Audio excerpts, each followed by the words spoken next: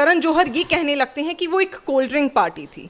मुझे बताइए, एक वीडियो को आप ध्यान से देखिएगा, मुझे पता है आपने देखी होगी, हम सभी ने देखी है, कि उस वीडियो को देखने के बाद कौन कह सकता है कि वो एक महज कोल्ड ड्रिंक की पार्टी थी। आप अगर ये भी कह देते ना कि वो अल्कोहल की पार्टी थी, तो मुझे लगता है आप छुपाने की कोशिश कर रहे हैं, पर थोड़ा छुपाने की कोशिश कर रहे हैं। आपने तो उसे बिल्कुल ही साफ और सोडा और कोल्ड ड्रिंक की पार्टी बता दी। असल में क्या है ना, इन लोगों की जो पर कच्चे थे, जो चिट्ठे थे, ये कच्चे कच्चे आज खुलने लगे हैं। अगर जावेद अख्तर या जोया अख्तर की कोई मूवी को प्रमोट कर रही होती मीडिया, तो ये सवाल नहीं उठाते। आज सवाल आप इसलिए उठा रहे हैं क्योंकि आपको एक्सपोज किया जा रहा है। ये कोई हाल फिलहाल की वीडियो थोड़ी ना है, ये तो बहुत जमाने पहले की वीडियो है, बहुत जमाने पहले से वायरल हो रही है। आपने तब क्यों नहीं बोला कि सोशल मीडिया और मीडिया किस तरीके से दिखा रहा है? आज आप क्यों बोल रहे हैं? क्योंकि आप अपने आप को बचा रहे हैं, अपने खानदान को बचा रहे हैं, अपने लोगों को बचा रहे हैं। और बात किसानों की कहां से आ जाती है?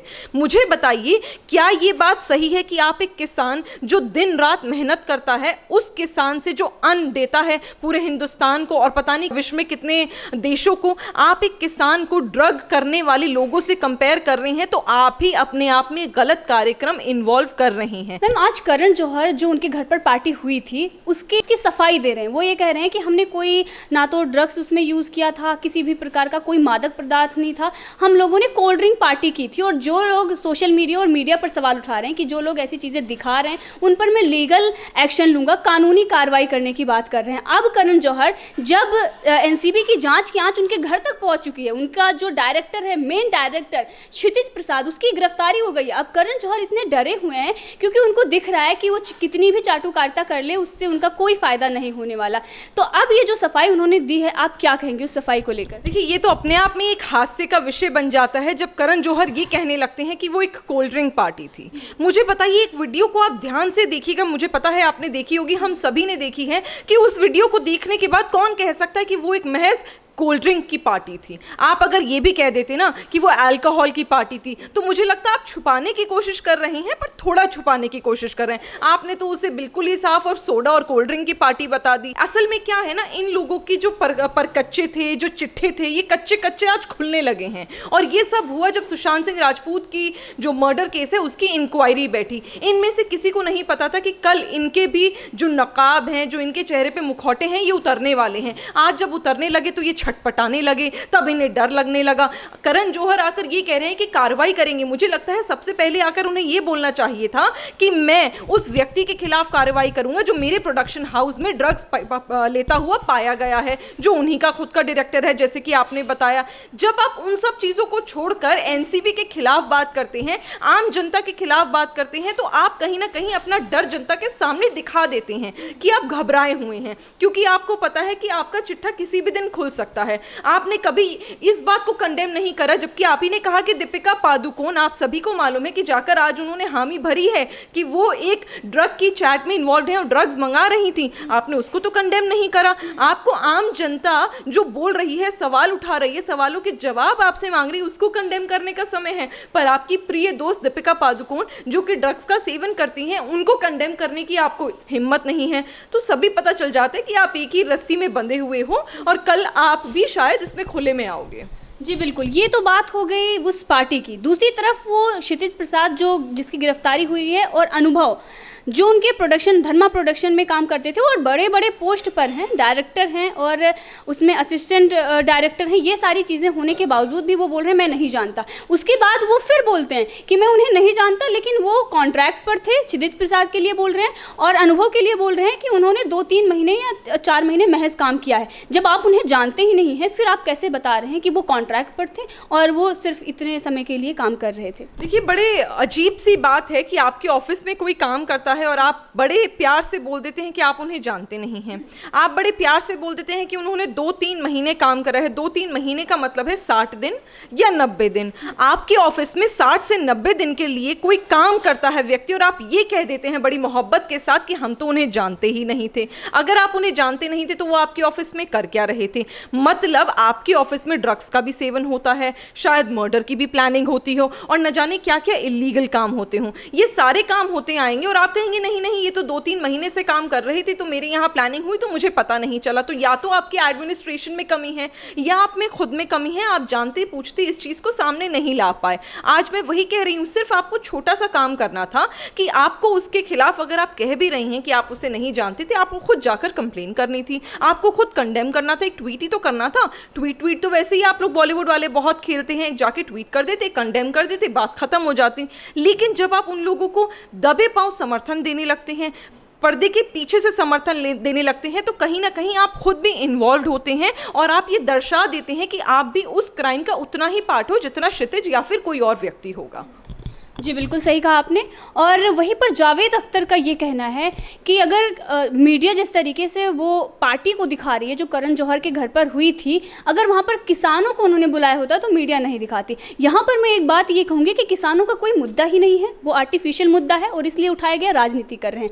लेकिन करण जौहर को बचाने के लिए और अपनी प्यारी बेटी जोया अख्तर जो उनकी बेटी है उनको बचाने के लिए वो मीडिया पर सवाल उठा रहे हैं। क्या कहेंगी जावेद अख्तर? ये तो इनकी पुरानी आदत रही है। आज ही अगर जावेद अख्तर या जोया अख्तर की कोई मूवी को प्रमोट कर रही होती मीडिया तो ये सवाल नहीं उठाते।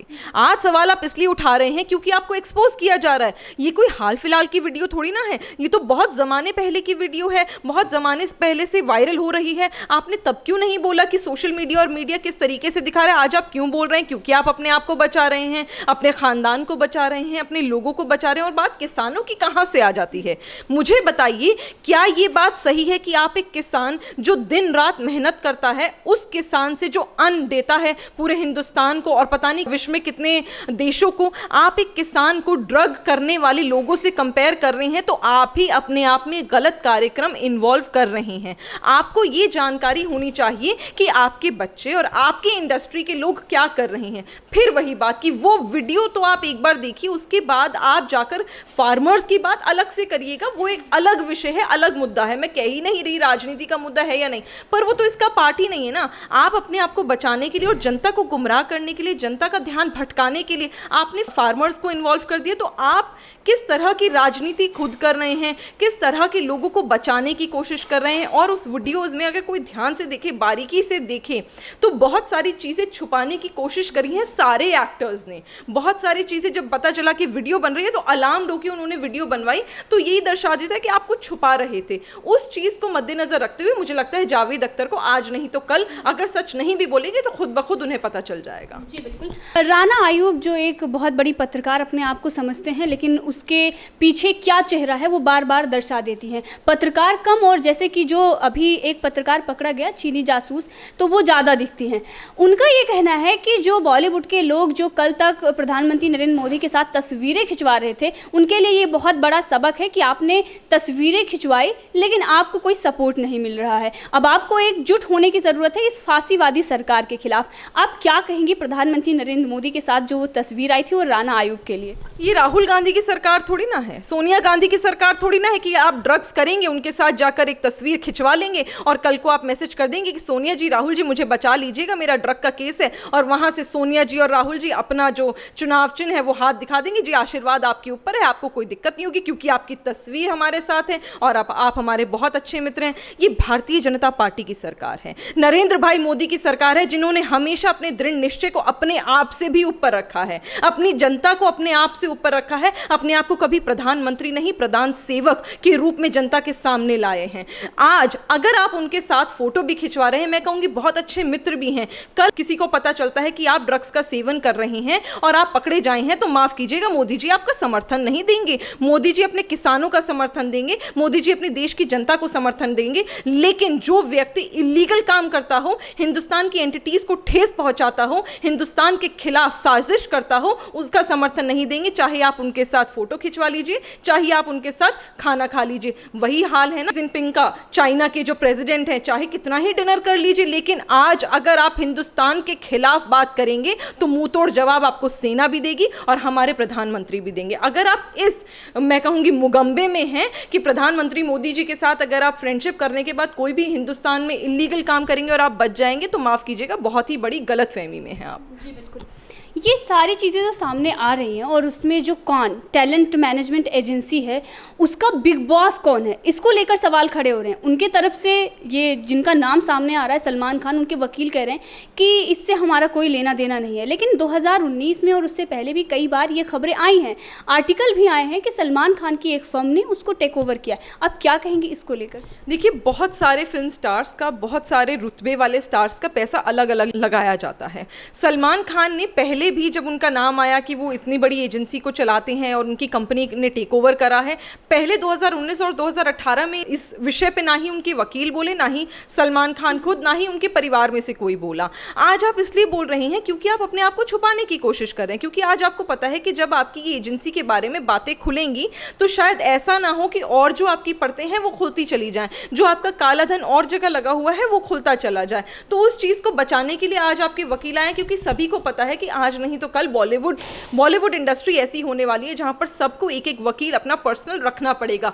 क्योंकि कोई किसी साजिश में इन्वॉल्व होगा, कोई ड्रग कार्टेल में इन्वॉल्व होगा, कोई बॉलीवुड माफिया में, और शायद कोई मर्डर या अबेटमेंट ऑफ सुसाइड में इन्वॉल्व होगा। तो बहुत सारी चीज़ों से बचने के लिए आपको अपने वकील रखने पड़ेंगे। सलमान खान के बारे में मैं यही कहना चाहूँगी, अगर उन्होंने पैसा लगाया भी है तो मुझे लगता है वो अगर बता भी देंगे तो वो ज़्यादा जनता एक्सेप्ट सही से कर पाएगी, सरकार भी उसको एक्सेप्ट करेगी। लेकिन अगर आप छुपाएंगे, झूठ बोलेंगे, तो फिर आप झूठे साबित हो जाएंगे और कुछ नहीं।